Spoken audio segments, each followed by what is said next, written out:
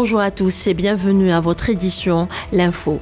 Le président algérien Abdelmadjid Tebboune a reçu hier à Alger l'ambassadeur de la République de Syrie, Namir Wahib El Ghanem, qui lui a rendu visite d'adieu au terme de sa mission en Algérie. À cette occasion, l'ambassadeur syrien a présenté ses remerciements à l'Algérie et au président algérien pour l'aide apportée à son pays dans le rapatriement de 22 ressortissants syriens du Soudan suite à la crise que traverse ce pays. Le président de la République algérienne a également reçu hier mardi à Alger l'ambassadeur de l'État des Émirats arabes unis en Algérie, Ouessef Saïf Ramis El Ali, porteur d'une lettre d'invitation de son chef d'État, a indiqué un communiqué de la présidence de la République. L'opération d'évacuation des membres de la communauté nationale établie au Soudan désirant quitter ce pays a débuté hier mardi et ce en application des instructions du président algérien Abdelmadjid Tebboune.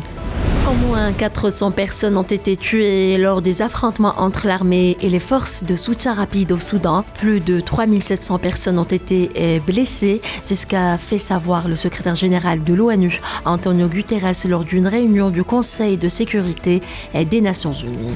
Le ministre algérien des Affaires étrangères Ahmed Attaf est arrivé mardi soir à Bamako en qualité d'envoyé spécial du président algérien pour une visite de travail dans le cadre du renforcement des relations bilatérales et du soutien à la paix et à la stabilité dans ce pays frère et voisin, a indiqué un communiqué du ministère.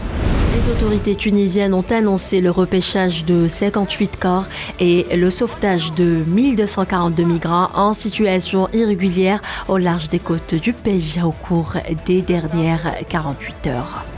Les armées maliennes et burkinabées ont procédé au lancement officiel d'une opération conjointe de grande envergure dénommée Capitgou 2 dans le cadre de la lutte contre l'insécurité dans la zone frontalière entre les deux pays, a indiqué un communiqué de l'armée malienne. Un nouveau cycle de pourparlers de normalisation des relations syro-turques sous médiation de la Russie et de l'Iran s'est ouvert hier mardi à Moscou, rapportent des médias. Cette rencontre s'est déroulée entre les ministres de la Défense des 4 pays et visait à discuter de mesures pratiques afin de renforcer la sécurité en Syrie et normaliser les relations syro-turques, selon un communiqué du ministère russe de la Défense. Voilà, c'est la fin de ce flash. Merci de l'avoir suivi.